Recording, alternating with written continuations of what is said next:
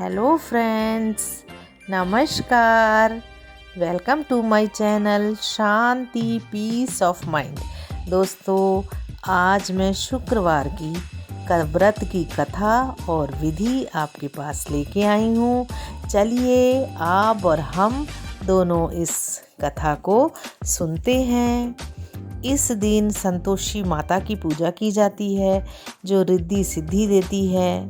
पूजा की विधि इस प्रकार है कि इस व्रत को करने वाला कथा के पूर्व कलश को जल से पूर्ण भरे और उसके ऊपर गुड़ व चने से भरी कटोरी रखे। कथा कहते व सुनते समय हाथ में गुड़ और भुने चने रखें। सुनने वाला संतोषी माता की जय, संतोषी माता की जय मुख से बोलते जाए। कथा समाप्त होने पर हाथ का गुड़ चना गौ माता को खिलाएं। कलश में रखा हुआ गुड़ चना सबको प्रसाद के रूप में बांट दें। कथा समाप्त होने और आरती होने के बाद कलश के जल को घर में सब जगह छिड़क दें और बचा हुआ जल तुलसी की क्यारी में डाल दें। व्रत के उद्यापन में 2.5 सेर खाजा, सोमनदार पूड़ी, खीर, चने का शाक नैवेद्य रखें।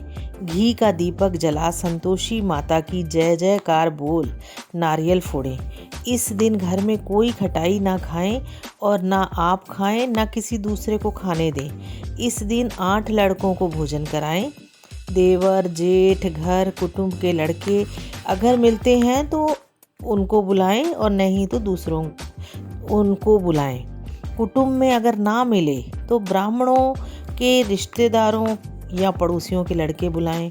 उन्हें खटाई की कोई वस्तु ना दें और भोजन कराकर यथाशक्ति दक्षिणा दें। कथा दोस्तों, अब हम कथा सुनते हैं। कथा इस प्रकार है। एक बुढ़िया थी, उसके 7 पुत्र थे।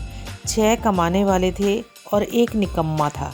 बुढ़िया माँ 6 पुत्रों की रसोई बनाती, भोजन कराती और पीछे से जो कुछ बचता सो 7वें को दे देती थी। परंतु वह बड़ा भोला भाला था, मन में कुछ विचार ना करता था। एक दिन अपनी बहू से बोला, देखो मेरी माता का मुझ पर कितना प्यार है। वह बोली, क्यों नहीं, सबका जूठा बचा हुआ तुमको खिलाती है। वह बोला, भला ऐसा भी कहीं हो सकता है? मैं जब तक आँखों से ना देखूं मान नहीं सकता। बहू ने हंसकर कहा, तुम देख लोगे तो मान लोगे। कुछ दिन बाद बड़ा त्योहार आया। घर में 7 प्रकार के भोजन और चूरमा के लड्डू बने। वह जांचने को सिर दर्द का बहाना बनाकर पतला कपड़ा सिर पर ओढ़कर रसोई घर में सो गया। कपड़े में से सब देखता रहा। 6 भाई भोजन करने आए। उसने देखा माँ ने उनके लिए सुंदर सुंदर आसन बिछाए हैं, 7 प्रकार की रसोई परोसी है। वह आग्रह करके जिमाती है और वह देखता रहा। 6 भाई भोजन कर उठे, तब माता ने उनकी जूठी थालियों में से लड्डुओं के टुकड़ों को उठाया और एक लड्डू बना लिया। जूठन साफ कर बुढ़िया माँ ने पुकारा, उठो बेटा, 6 भाई भोजन कर गए, अब तू ही बाकी है, उठना, कब खाओगे? वह कहने लगा, माँ मुझे भोजन नहीं करना है, मैं परदेश जा रहा हूँ। माता ने कहा, कल जाता तो आज ही जा। वह बोला, हाँ आज ही जा रहा हूँ। यह कहकर वह घर से निकल गया। चलते समय बहू की याद आई। वह गौशाला में उपले थाप रही थी। वहीं जाकर उससे बोला, दोहा, हम जावें परदेश को, आवेंगे कुछ काल, तुम रहियो संतोष से, धर्म अपनो पाल। वह बोली, जाओ पिया आनंद से, हमरू सोच हटाए, राम भरोसे हम रहे, ईश्वर तुम्हें सहाय। देवो निशानी आपकी, देखो धरू में धीर, सुधी हमारी मत विसारियो, रखियो मन गंभीर। वह बोला, मेरे पास तो कुछ नहीं, यह अंगूठी है सो ले लो, अपनी कुछ निशानी मुझे दे दो। वह बोली, मेरे पास क्या है, यह गोबर भरा हाथ है। यह कहकर उसने पीठ में गोबर के हाथ की थाप मार दी। वह चल दिया। चलते चलते दूर देश पहुंचा। वहां जाकर साहूकार की दुकान थी। वहां जाकर कहने लगा, भाई मुझे नौकरी पर रख लो। साहूकार को ज़रूरत थी, बोला, रह जा। लड़के ने पूछा, तनख्वाह क्या दोगे? तो साहूकार ने कहा, काम देखकर दाम मिलेंगे। साहूकार की नौकरी मिली। वह सवेरे 7 बजे से रात तक नौकरी बजाने लगा। कुछ ही दिनों में दुकान का सारा लेन देन, हिसाब किताब, ग्राहकों को माल बेचना, सारा काम करना, साहूकार के 7-8 नौकर थे। वे सब चक्कर खाने लगे कि यह तो बड़ा होशियार बन गया है। सेठ ने भी काम देखा और 3 महीने में उसे आधे मुनाफे का साझीदार बना दिया। वह 12 वर्ष में ही नामी सेठ बन गया और मालिक सारा कारोबार उस पर छोड़कर बाहर चला गया। अब बहू पर क्या बीती तो सो सुन लो। सास ससुर उसे दुख देने लगे। सारी गृहस्थी का काम करा के उसे लकड़ी लेने जंगल भेज देते और इसी बीच घर की रोटियों के आटे में से जो भूसी निकलती उसकी रोटी बनाकर रख दी जाती और फूटे नारियल के खोपरे में पानी पिला देते। इस तरह उसके दिन बीत रहे थे। एक दिन वह लकड़ी लेने जा रही थी कि रास्ते में बहुत सी स्त्रियां संतोषी माता का व्रत करती दिखाई दी। वहाँ खड़ी होकर कथा सुनकर बोली, बहनों, यह तुम किस देवता का व्रत करती हो? इसके करने से क्या फल मिलता है? इस व्रत के करने की क्या विधि है? यदि तुम अपने व्रत का विधान मुझे समझाकर कहोगी तो मैं तुम्हारा एहसान मानूंगी। तब उनमें से एक स्त्री बोली, सुनो, यह संतोषी माता की व्रत है। इसके करने से निर्धनता, दरिद्रता का नाश होता है और लक्ष्मी आती है। मन की चिंताएं दूर होती हैं। घर में सुख होने से मन को प्रसन्नता और शांति मिलती है। अगर पुत्र नहीं है तो पुत्र मिलता है। प्रियतम अगर बाहर गया हो तो वो भी जल्दी आ जाता है। कुंवारी कन्या को मनपसंद वर मिलता है। राजद्वारे में बहुत दिनों से मुकदमा चल रहा हो तो वो खत्म हो जाता है।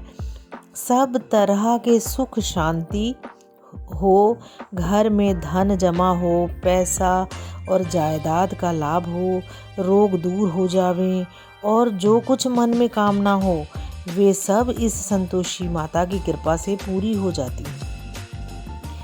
वह पूछने लगी, यह व्रत कैसे किया जावे, यह भी मुझे बता दीजिए तो बड़ी कृपा होगी। स्त्री कहने लगी, 1.25 रुपये का गुड़ चना लेना, इच्छा हो तो 5.25 रुपये का ले लेना, 11.25 रुपये का भी सहूलियत अनुसार लेना। बिना परेशानी, श्रद्धा और प्रेम से जितना बन सके सवाया लेना। 1.25 रुपये से 5.25 रुपये तथा इनसे भी ज़्यादा शक्ति और भक्ति के अनुसार ले। हर शुक्रवार को निराहार रहकर कथा कहना, सुनना और इसके बीच क्रम टूटे नहीं, लगातार नियम पालन करना।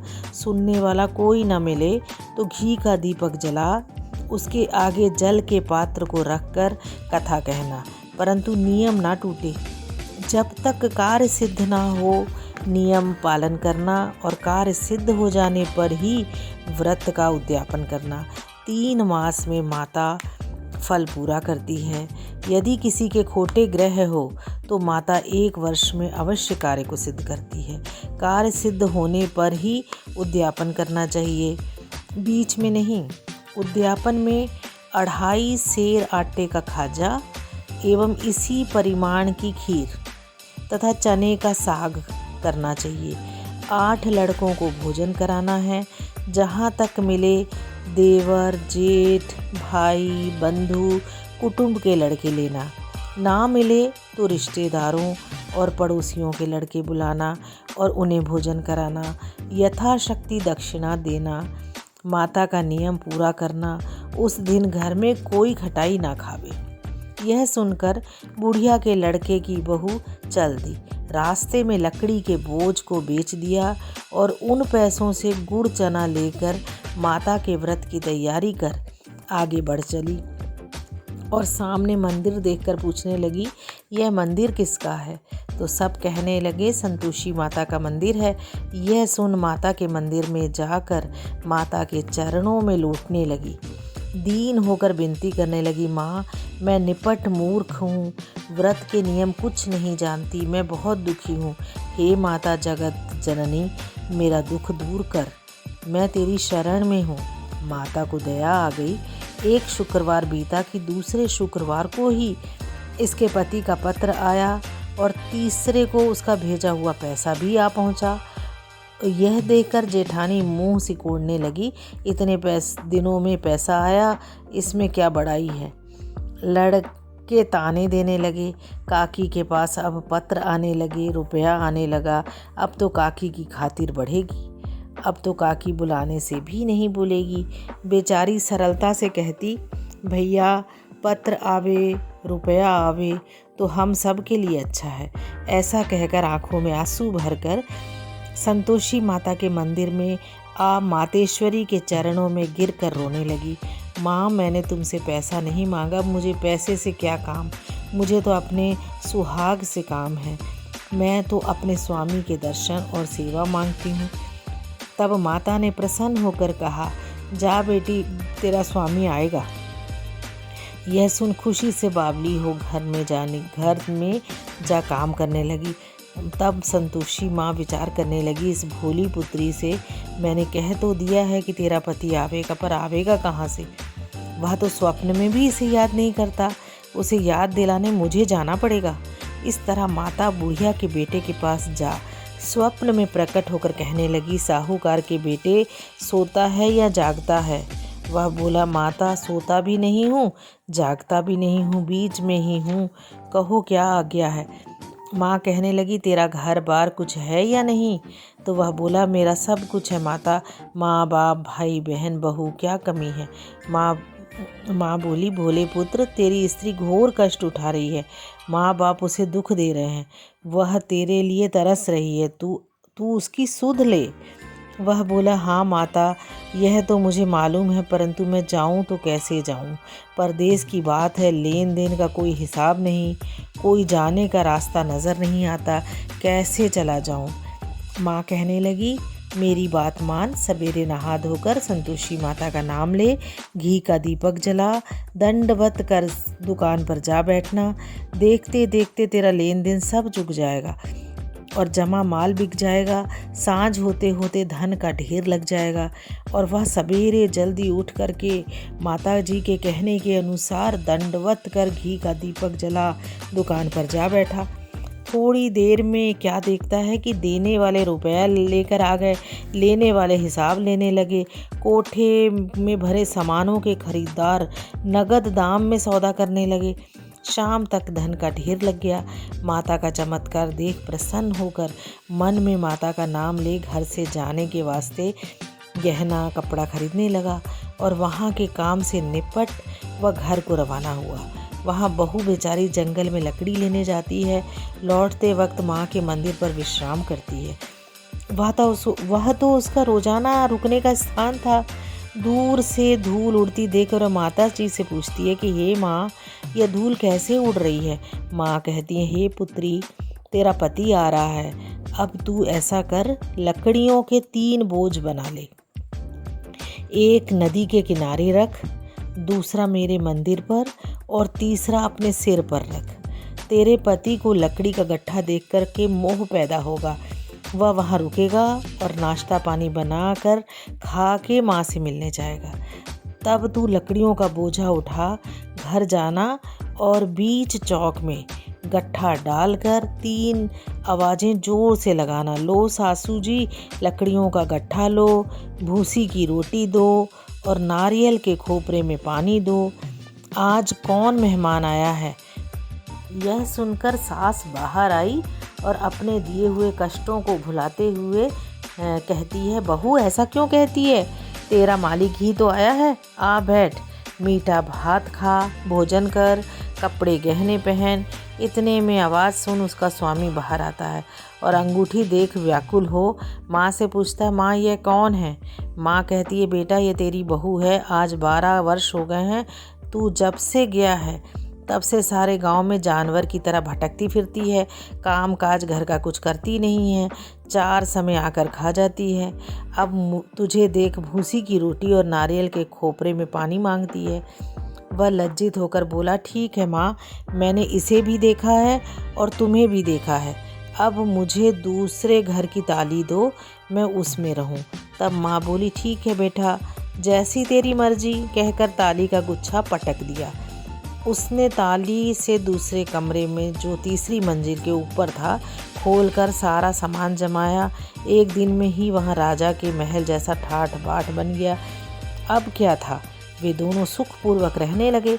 इतने में अगला शुक्रवार आया। बहू ने अपने पति से कहा कि मुझे माता का उद्यापन करना है। पति बोला, बहुत अच्छा, खुशी से करो। वह तुरंत ही उद्यापन की तैयारी करने लगा।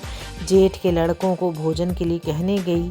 उसने मंजूर किया, परंतु पीछे से जेठानी अपने बच्चे को सिखलाती है कि देखो, भोजन के समय सब लोग खटाई मांगना, जिससे उनका उद्यापन पूरा ना हो। लड़के जीमने आए और खीर भी पेट भर खाई, परंतु याद आते ही कहने लगे, हमें कुछ खटाई दो, खीर खाना हमें भाता नहीं, देखकर अरुचि होती है। बहू कहने लगी, खटाई किसी को नहीं दी जाएगी, यह तो संतोषी माता का प्रसाद है। लड़के तुरंत उठ खड़े हुए, बोले, पैसा लाओ। भोली बहू कुछ जानती नहीं थी, सो उन्हें पैसे दे दिए और लड़के उसी समय जाकर इमली ला के खाने लगे। यह देखकर बहू पर संतोषी माता ने कोप किया। राजा के दूत उसके पति को पकड़ कर ले गए। जेठ जेठानी मन माने खोटे वचन कहने लगे। लूट लूट कर धन इकट्ठा कर लाया था, सो राजा के दूत पकड़ कर ले गए। अब सब मालूम पड़ जाएगा जब जेल की हवा खाएगा। बहू से ये वचन सहन नहीं हुए। रोती रोती माता के मंदिर में गई कि हे माँ, तुमने यह क्या किया? हंसाकर अब क्यों रुलाने लगी? माता बोली, पुत्री, तूने उद्यापन करके मेरा व्रत भंग किया है, इतनी जल्दी सब बातें भुला दी। वह कहने लगी, माता, भूली तो नहीं हूँ, ना कुछ अपराध किया है, मुझे तो लड़कों ने भूल में डाल दिया, मैंने भूल से उन्हें पैसे दे दिए, मुझे क्षमा कर दो माँ। माँ बोली, ऐसी भी कहीं भूल होती है? वह बोली, माँ, मुझे माफ़ कर दो, मैं फिर दोबारा तुम्हारा उद्यापन करूँगी। माँ बोली, अब भूल मत करना। वह बोली, अब ना होगी माँ, अब बतलाओ वह कैसे आवेंगे? माँ बोली, जा पुत्री, तेरा पति रास्ते में ही आता होगा। वह घर को चली, राह में पति आता मिला। उसने पूछा, तुम कहाँ गए थे? तब वह कहने लगे, इतना धन कमाया है, उसका टैक्स राजा ने मांगा था, वह भरने गया था। और वह प्रसन्न होकर बोली, भला हुआ, अब घर चलो। कुछ दिन बाद फिर शुक्रवार आया। वह बोली, मुझे माता का उद्यापन करना है। पति ने कहा, कर लो। वह फिर जेठ के लड़कों से भोजन को कहने गई। जेठानी ने तो एक दो बातें सुनाई और लड़कों को सिखा दिया कि तुम पहले ही खटाई मांगना। लड़के कहने लगे, हमें खीर खाना नहीं भाता, जी बिगड़ता है, कुछ खटाई खाने को देना। वह बोली, खटाई खाने को नहीं मिलेगी, खाना है तो खाओ। वह ब्राह्मणों के लड़कों को लाकर भोजन कराने लगी। यथाशक्ति दक्षिणा की जगह एक एक फल उन्हें दिया और इससे संतोषी माता प्रसन्न हुई। माता की कृपा होते ही 9वें मास उनको चंद्रमा के समान सुंदर पुत्र प्राप्त हुआ। पुत्र को लेकर वह प्रतिदिन माता जी के मंदिर में जाने लगी। माँ ने सोचा कि यह रोज आती है, आज क्यों ना मैं ही इसके घर चलूं, इसका आसरा देखूं तो सही। यह विचार कर माता ने भयानक रूप बनाया। गुड़ और चने से सना हुआ मुख, ऊपर सूंड के समान ओंठ, उन पर मक्खियाँ भिनभिना रही थी। दहलीज में पाँव रखते ही उसकी सास चिल्लाई, देखो रे, कौन चुड़ैल आई है, लड़को इसे भगाओ, नहीं तो किसी को खा जाएगी। लड़के डरने लगे, चिल्लाकर खिड़की बंद करने लगे। छोटी बहू रोशनदान से देख रही थी। प्रसन्नता से पगली होकर चिल्लाने लगी, आज मेरी माता मेरे घर आई है। यह कहकर बच्चे को दूध पिलाने से हटाती है। इतने में सास का क्रोध फूट पड़ा। बोली, रांड, इसे देखकर कैसी उतावली हुई है जो बच्चे को पटक दिया। इतने में माँ के प्रताप से जहाँ देखो वहीं लड़के ही लड़के नजर आने लगे। वह बोली, माँ जी, मैं जिनका व्रत करती हूँ यह वही संतोषी माता है। इतना कहकर झट से सारे घर के किवाड़ खोल देती है। सब ने माता के चरण पकड़ लिए और विनती कर कहने लगी, हे माता, हम मूर्ख हैं, हम अज्ञानी हैं, हम पापी हैं, तुम्हारे व्रत की विधि हम नहीं जानते, तुम्हारा व्रत भंग कर हमने बहुत बड़ा अपराध किया है। हे माता, आप हमारा अपराध क्षमा करो। इस प्रकार माता प्रसन्न हुई। माता ने बहू को जैसा फल दिया वैसा सबको दे। जो पढ़े उसका मनोरथ पूर्ण हो, जो सुने उसका भी मनोरथ पूर्ण हो। जय संतोषी माता। हाँ दोस्तों, अगर अभी तक आपने मेरे चैनल को सब्सक्राइब नहीं किया है तो सब्सक्राइब कीजिए, इसे लाइक कीजिए और दोस्तों में भी शेयर कीजिए। मैं बहुत अच्छी अच्छी जानकारी आपके पास लेके आऊँगी, जिससे आपका जीवन सुखी और समृद्धशाली हो। Thank you.